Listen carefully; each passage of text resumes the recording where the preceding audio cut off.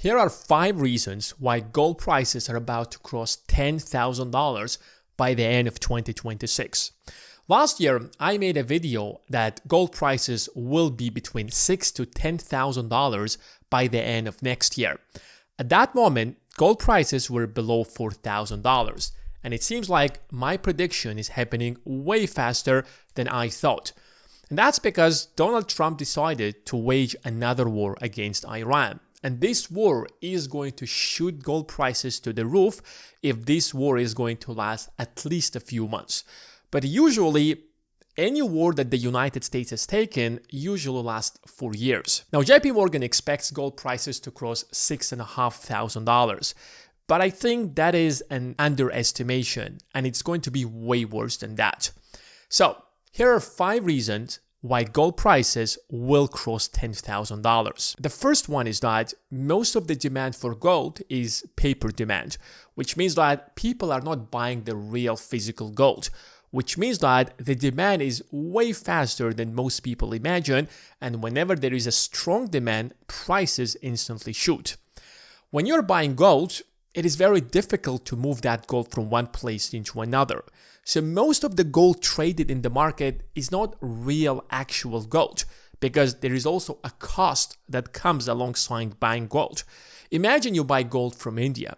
By the time that gold will reach the United States, it is going to take some time.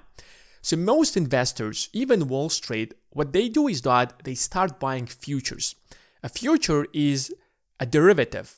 It is basically a contract that says that I will lock in the price of gold at $5,500 in a month from now.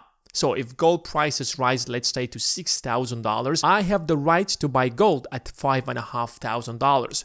And to create that future contract, I don't even have to put all my money to do so. All I have to do is to put a small margin of 10 to 10%.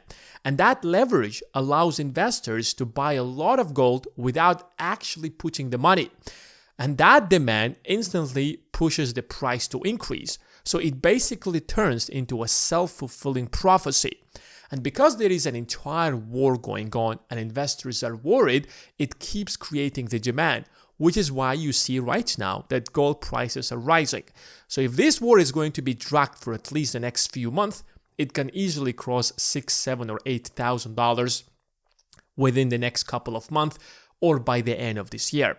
Now, secondly, Iran closed the Strait of Hormuz, where 20% of the entire global supply of oil goes through. And that means that instantly there is a shortage of oil. And that's just the beginning, or that is, I would say, the second part of the problem, because there is a real shortage of oil in the market. Back in 2022, the United States and EU have actually sanctioned Russia, and the Russian oil is not flowing into the global markets. And now, another 20% decrease in the global oil supply means a catastrophe for the oil market.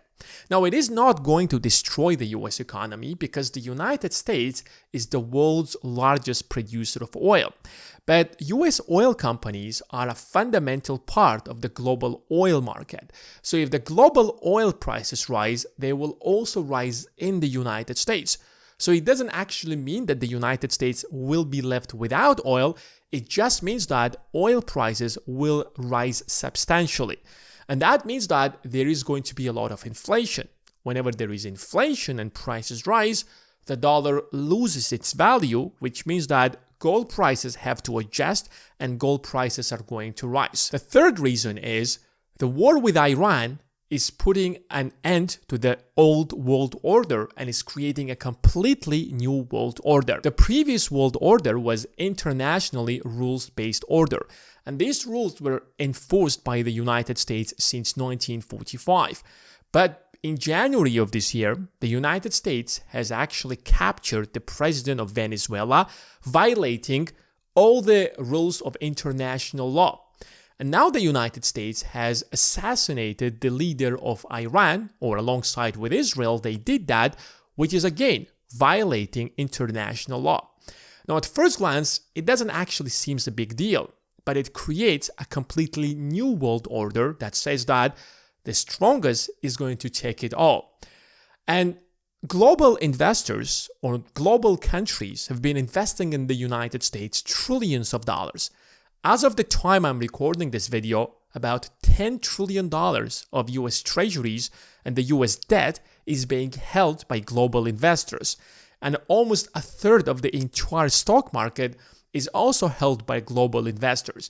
And all these nations invest in the United States because they trust the world order where the United States reinforces the international law. But now the United States is sending a message. There is no more international law. All these laws that we have created since 1945 never work again. Now, if you're in China, or if you are in India, or if you are in any other country, and you see the United States violating all this international law, the question comes back to you. Do you trust your trillions of dollars in the United States? Well, of course not. So, all those US treasuries will be sold, and instead, investors will be buying gold because they need a safe haven asset, because they don't know how the new world order is going to look like. So if you want to back up your currency, better get as much gold as you possibly can. And if you don't believe me, just look at how much US treasuries has China been selling. About 15 years ago, China used to have about $1.3 trillion of US treasuries. Today, that number is below $700 billion. And with this message, that is going to accelerate. And that means that more demand for gold, which means that gold prices are going to rise.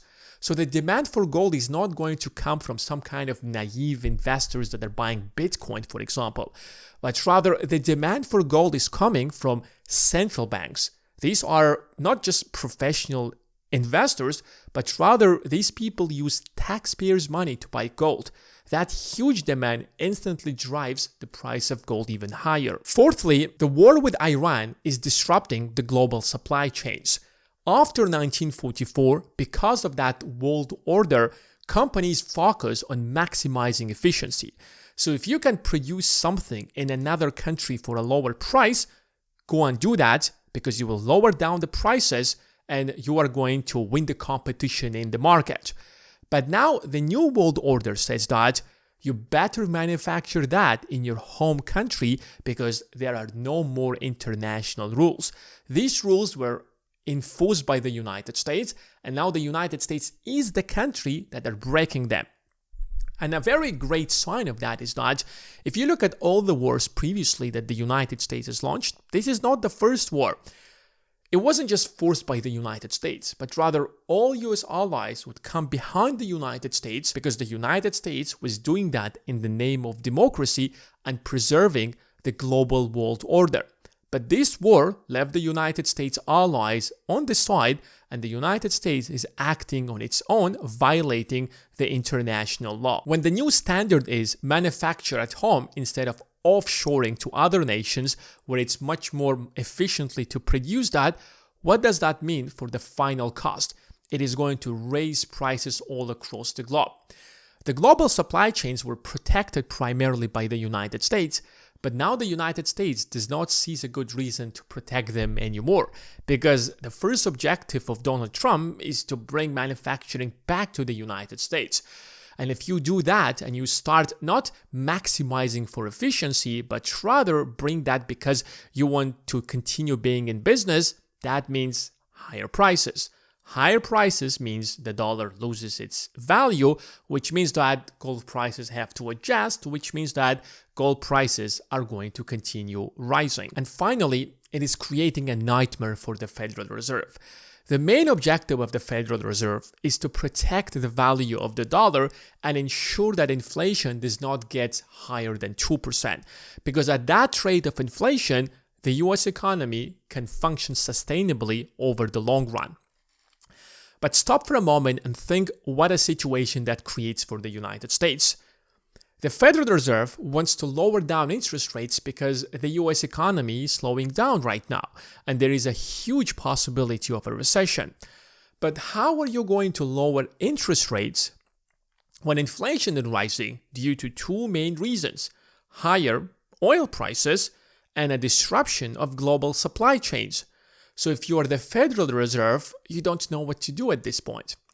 If you raise interest rates right now to combat that inflation, it is going to put a pressure on the US government because the US national debt is about to cross $40 trillion, which means that the United States will pay even more in interest payments. And because the US government is not making nearly enough from taxpayers' money, it will be forced to even borrow more money to ensure that it does not go bankrupt. And raising more money from debt means that you're directly increasing the supply of money. And now the question is back to you. When we increase the supply of dollars on one side, what happens to the price of gold? The price of gold had to adjust to the new value of the dollar. On the other side, if the Federal Reserve will take a completely opposite approach, which is lowering down interest rates, that means the exact same thing, making access to capital much more affordable. That will push consumers and investors to borrow money, which is going to increase the supply of money, which is going to lead to higher gold prices. So at this point, the Federal Reserve is in this strange dilemma.